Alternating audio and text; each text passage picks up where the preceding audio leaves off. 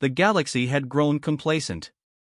For centuries, the Galactic Trade Union controlled all faster-than-light travel. Their warp-gate network was the lifeblood of interstellar civilization, a web of ancient alien megastructures connecting worlds like beads on an invisible thread. The gates determined trade routes, politics, and even war. Whoever controlled the gates controlled the galaxy. Humanity, barely a century into its spacefaring age, had been one of the countless species forced to pay the Union's tolls. Every shipment of ore, every emigrant ship, every military patrol, all taxed, all monitored. It was the price of participating in galactic civilization. Until the day that price was no longer necessary. It began with a press conference on a rainy morning in Geneva. The Secretary General of the Terran Confederation stood behind a podium, flanked by a row of admirals and engineers. The air was thick with the clicking of alien and human recorders, the flicker of drone cameras. Effective immediately, the Secretary General announced, humanity will no longer require access to the Warp Gate network. Our new FTL slip drive allows instantaneous travel across 200 light-years, without gates, without tolls, and without permission. Gasps rippled through the alien reporters present. On the Union's worlds, the broadcast sparked riots on trading floors. Stock in the Gate corporations plummeted. Some of the smaller empires saw opportunity, the great powers saw a threat to centuries of control. At first, the responses were polite. Officially, every alien envoy congratulated humanity. Unofficially, Earth's intelligence services began intercepting encrypted transmissions filled with panic. Union agents tried to infiltrate Terran shipyards. Saboteurs targeted slip drive research labs. There were assassination attempts against senior engineers. The Confederation Security Bureau foiled most of them, but not all. 2 months after the announcement, the TCS Shenzhou, a cargo hauler equipped with the new drive, vanished on a routine supply run between Proxima and the Vega colonies. It reappeared as wreckage, drifting in deep space, its crew gone. The investigation revealed energy signatures matching the weapons of the Threx Dominion, one of the Union's founding members. The Threx denied everything, claiming the evidence was forged. But to the Terran public, it didn't matter. The cry went out for retribution. The debate in Earth's parliament lasted exactly 12 hours. The Confederation fleet was mobilized. But unlike the slow, gate-bound armadas of the past, this fleet could appear anywhere. Slip drives allowed them to leap directly into enemy territory without warning. The first strike came at the Threx border world of Zarn. One moment, its orbital defense stations scanned an empty sky. The next, 3 Terran battlecruisers appeared in low orbit, guns already hot. Within minutes, the defense grid was ash, and the world's garrison surrendered without firing a shot. The fleet didn't stay. Before reinforcements could arrive, they slipped away, only to emerge hours later over another Threx stronghold, this one deeper in their core sectors. No one had ever fought a war like this. Union military doctrine relied on predictable gate routes and choke points. Slip drives turned those into irrelevant relics. The Terran fleet struck, vanished, and struck again, faster than the enemy could mobilize. Logistics collapsed. Trade routes disintegrated. The Union's confidence shattered. In the Galactic Council's Great Chamber, ambassadors screamed accusations at each other. Some demanded the Union declare total war on humanity. Others urged restraint, knowing that if Terran engineers had made such a leap, it was only a matter of time before other races did too. Behind the chaos, a quiet arms race began. Every major power dispatched spies and scientists to steal, copy, or reverse engineer the slip drive. The Union's centuries-old monopoly was dead, and with it, the balance of power. The war against the Threx lasted 3 weeks. In the end, their leadership sued for peace, not because they lacked the will to fight, but because their fleets simply couldn't find the enemy in time. The treaty they signed was unprecedented: reparations to the families of the Shenzhou's crew, the dismantling of certain military installations, and most humiliating of all, official recognition of the Terran Confederation as a first-tier power. Back on Earth, victory celebrations lit up the skies. But among the admirals and ministers, the mood was grim. The slip drive had given humanity the most decisive military advantage in galactic history, but it had also made them the most hunted species in known space. Within days of the treaty, skirmishes broke out on the borders of half a dozen empires. Old rivalries reignited, now fueled by the suspicion that their enemies might secretly possess slip drives. Small wars flared into larger ones. Trade convoys were raided, colonies bombed, embassies evacuated. And through it all, Terran ships kept moving faster, freer, and farther than anyone else. Admiral Kira Vance, commander of the TCS Resolute, summed it up in a closed-door meeting with the Confederation's leadership. "We've lit a fire, and it's not going out. The galaxy will either burn itself to ashes, or it will try to burn us first." The galaxy had been changed forever. The old maps no longer mattered. The gates no longer mattered. The slow, predictable rhythms of interstellar politics were gone, replaced by something faster, sharper, and infinitely more dangerous. Humanity had broken the chains of the Union. But in doing so, they had thrown a spark into the dry grass of galactic civilization. And the fire had just begun to spread. The first ship to test the slip drive beyond 200 light-years was the TCS Horizon's Edge. It was supposed to be a quiet scientific mission, a chance to prove humanity's new faster-than-light engine could handle extreme jumps without structural degradation. The crew expected empty space, maybe a few rogue comets, the occasional dead star system. What they found changed the fate of the galaxy. The jump placed them in a sector so remote, no known gate network connected to it. No one had mapped it. No one had claimed it. Orbiting a small red dwarf was a shattered Dyson ring, its colossal skeletal framework glinting like silver bone against the star's light. Dozens of derelict stations clung to its remains, their surfaces pitted by millennia of micrometeor impacts. Inside the ring's shadow, the crew detected massive deposits of refined tritanium, still sealed in storage vaults. Alongside the materials lay dormant automated foundries, alien machines built to forge weapons and hull plating far stronger than anything in current production.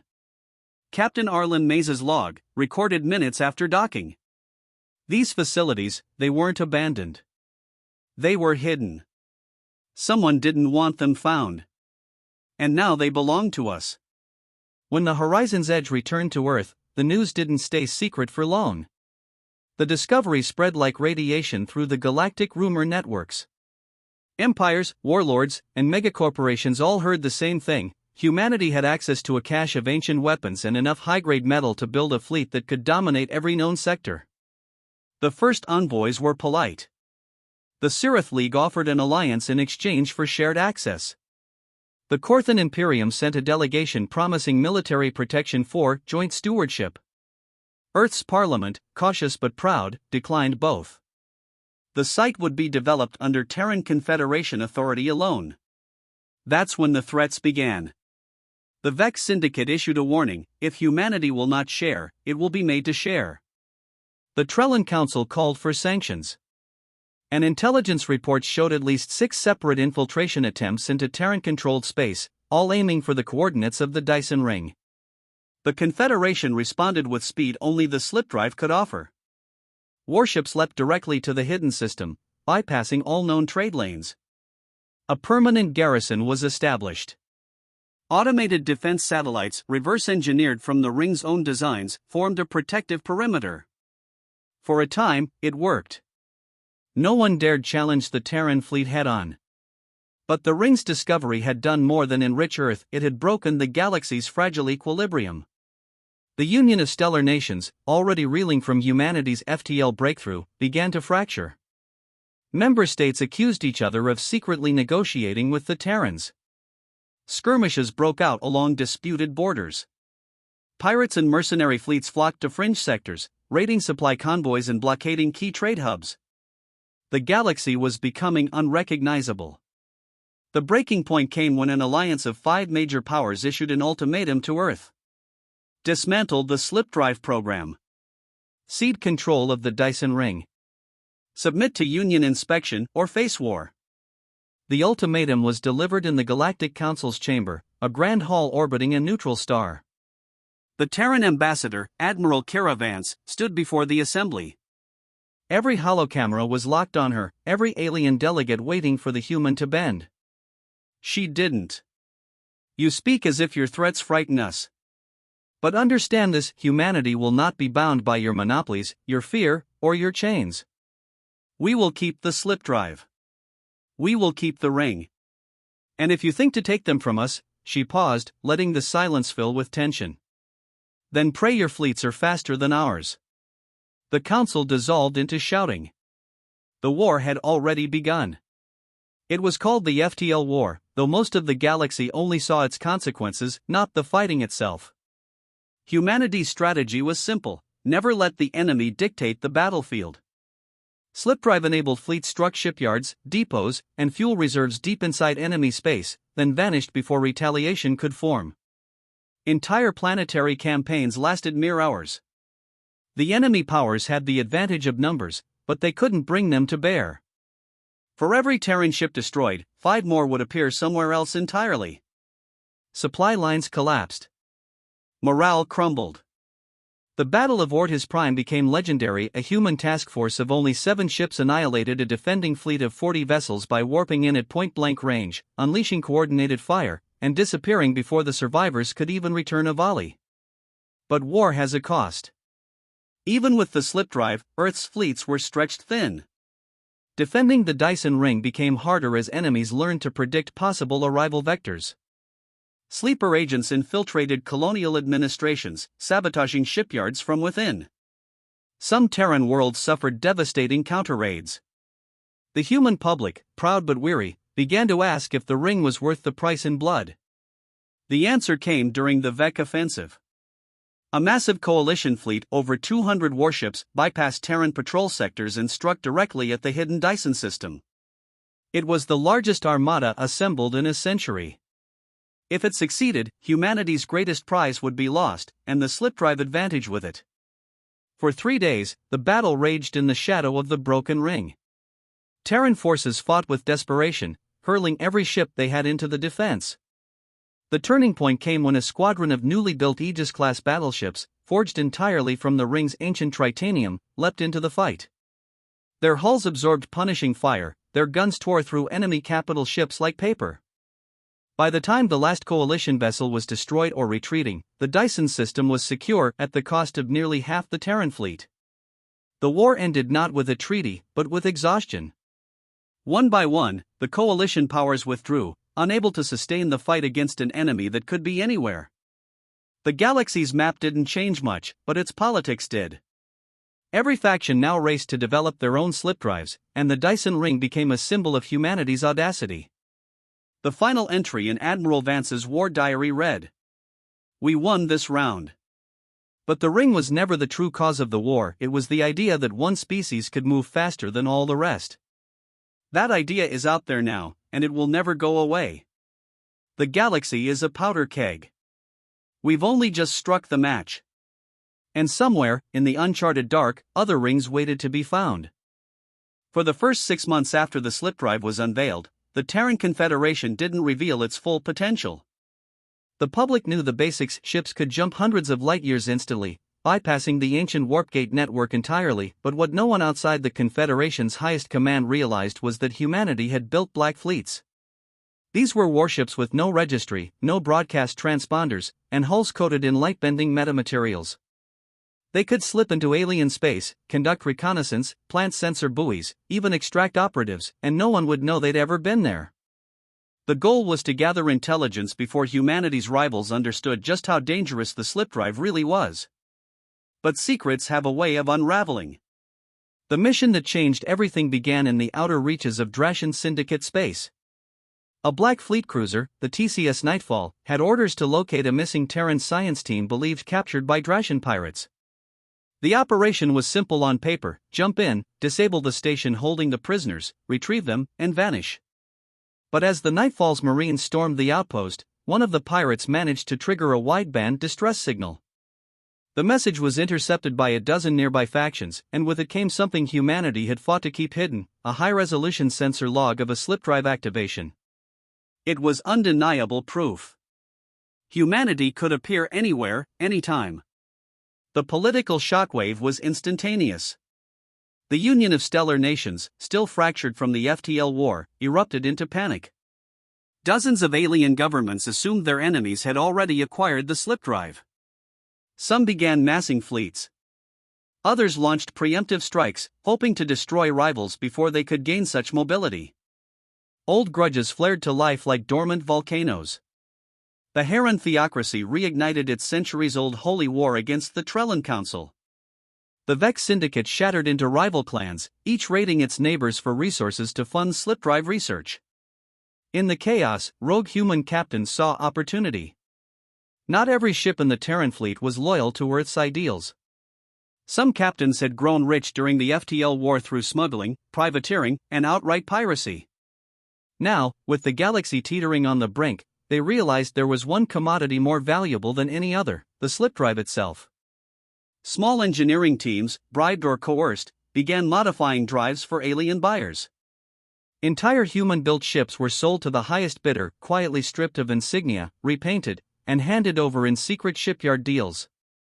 Within months, there were confirmed reports of slip drive-equipped vessels in the hands of the Sirith League, the Rallic clans, and even the warlike Gorath Enclave. Each claimed they were only for defensive purposes. No one believed them. The Confederation tried to contain the damage. Task forces hunted rogue human ships, seizing or destroying them before their drives could be sold. But it was like plugging holes in a dam with bare hands. Every capture came too late to prevent 3 more sales elsewhere. Admiral Kara Vance, summoned before the Terran Parliament, put it bluntly. "We no longer control the slip drive. The genie is out of the bottle, and the galaxy will use it for whatever madness it desires." Soon, war wasn't just between humanity's rivals, it was everywhere. The galaxy became a patchwork of burning worlds and shifting borders. Fleets jumped unpredictably, striking deep into enemy space before defenders could react. Entire planets were abandoned because their governments couldn't guarantee protection. The chaos reached a grim crescendo during the fall of Tressa Prime. Tressa had been a neutral trade hub for centuries, hosting markets where even bitter enemies could bargain in peace. But one night, 3 separate slip drive fleets arrived in orbit within minutes of each other: the Heron, the Vac, and a rogue human armada. Each had come to seize the planet's vaults of rare element stockpiles. No one knows who fired first, but within hours, the orbital cities were rubble and the surface was scarred with impact craters visible from orbit. The population of 12 million was reduced to less than 200,000 survivors. The massacre became a symbol of the new era. In a galaxy where anyone could arrive without warning, nowhere was safe. Earth's leadership faced an impossible choice. Some argued for locking down the slip drive entirely, destroying production lines, dismantling shipyards, even scrapping parts of the fleet to ensure no more drives leaked. Others insisted humanity should embrace its role as the dominant FTL power, using overwhelming force to impose peace. Admiral Vance proposed a third path: control through shadow. If the galaxy will burn, then we must be the hand that guides the flames, or they will consume us along with everyone else. The Confederation's black fleets were expanded, their missions shifting from reconnaissance to covert manipulation. Human operatives began playing factions against one another, leaking false intelligence, sabotaging slip drive-equipped ships, even arranging for rival fleets to clash far from human borders. To the public, the galaxy seemed to be tearing itself apart at random. In truth, many of the conflicts were nudged, sometimes subtly, sometimes violently, by unseen Terran hands. But control was never absolute. On the far edge of explored space, a Gorath Enclave warlord emerged with a fleet larger than anyone believed possible. Every ship in it carried a slip drive, and their origin traces back to a human shipyard that had been secure. The warlord broadcast a single message on every channel: "If the humans think they alone can master the stars, they are wrong. The age of the Union is dead. The age of the slip drive belongs to whoever has the courage to use it." His fleet began carving a path through neutral systems, targeting human colonies first. The galaxy watched, wondering if Earth could stop the very weapon it had unleashed. The Terran fleet answered with speed and precision. In a series of brutal, lightning-fast engagements, they hunted the Gorath flagship across multiple sectors, never letting it rest. The final battle was fought over the shattered remains of a long-dead supernova. The TCS Resolute, Admiral Vance's own flagship, landed the killing blow, piercing the Gorath warlord's command bridge with a focused particle lance. The warlord's death broke his fleet, but the victory was hollow. The slip drive remained in alien hands. The wars would continue. In her final address before retiring from command, Vance told the Parliament, "We built the slip drive to free ourselves from the chains of the Union. We succeeded. But freedom is a dangerous thing. Once you give it to one, everyone demands it. We have set the galaxy in motion, and there is no slowing it now. We can only choose where we stand when the stars themselves catch fire." Outside the Great Chamber, the newsfeeds blared reports of 3 new conflicts flaring across the galaxy. Humanity's shadow stretched across the stars, but so did its enemies. And somewhere in the chaos, whispers spoke of another breakthrough, a second-generation slip drive, faster and stealthier than anything before. The galaxy's ignition had only just begun.